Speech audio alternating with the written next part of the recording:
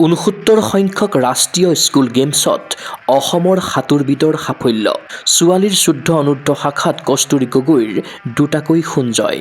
অসম সাঁতোৰ সংস্থাৰ শুভেচ্ছা। যোৱা ১২ৰ পৰা ১৭ ডিচেম্বৰলৈ নতুন দিল্লীৰ ডক্টৰ শ্যামাপ্ৰসাদ মুখাৰ্জী ছুইমিং পুলত অব্যাহত আছে ৬৯ সংখ্যক ৰাষ্ট্ৰীয় স্কুল গেমছৰ সাঁতোৰ ইভেণ্ট।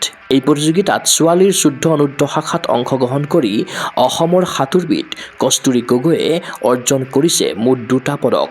প্ৰতিযোগিতাৰ প্ৰথম দিনা শুক্ৰবাৰে ৫০ মিটাৰ ব্ৰেষ্টষ্টকত কস্তুৰী গগৈয়ে আজৰি আনে এটা স্বৰ্ণ পদক।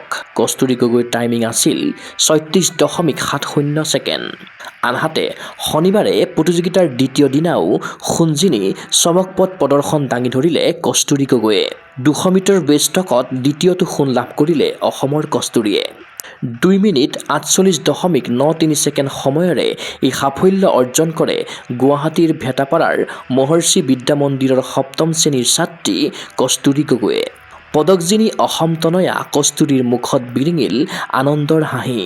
সোমবাৰে তৃতীয়টো পদক জয়ৰ লক্ষ্যৰে ১০০ মিটাৰ ব্ৰেষ্টষ্টক ইভেণ্টত অংশ ল'ব কস্তুৰীয়ে। কস্তুৰী গগৈৰ পিতৃ হ'ল নৱজ্যোতি গগৈ আৰু মাতৃ মিতালী গগৈ। উল্লেখ্য যে অসম ক্ৰীড়া প্ৰাধিকৰণৰ অধীনৰ ডক্টৰ জাকিৰ হুছেইন একুৱাটিক কমপ্লেক্সত প্ৰশিক্ষক বাবুল গুৰুঙৰ তত্বাৱধানত প্ৰশিক্ষণ গ্ৰহণ কৰি আছে কস্তুৰীয়ে। সোণজিনা কস্তুৰী গগৈক শুভেচ্ছা জ্ঞাপন কৰিছে অসম সাঁতোৰ সংস্থাৰ সম্পাদক ভাস্কৰ ৰঞ্জন দাসে। ক্ৰীড়া অনুৰাগীৰ আশা অসম কন্যা কস্তুৰী গগৈৰ এই বিজয়মুখী যাত্ৰা হওক অপ্ৰতিৰোধ্য।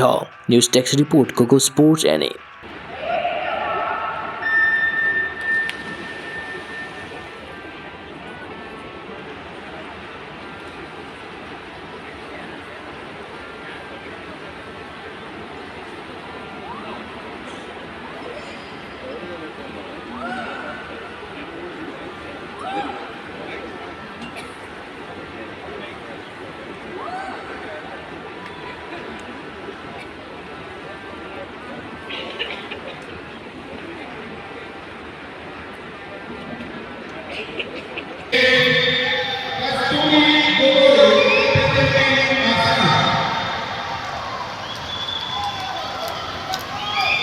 ফিজিকেল এডুকেশ্যন বিষয়ত ডিগ্ৰী পাঠ্যক্ৰমৰ কাৰণে অসম তথা উত্তৰ পূৰ্বাঞ্চলৰ প্ৰথমখন শিক্ষানুষ্ঠান Abhiruchi institute of physical education.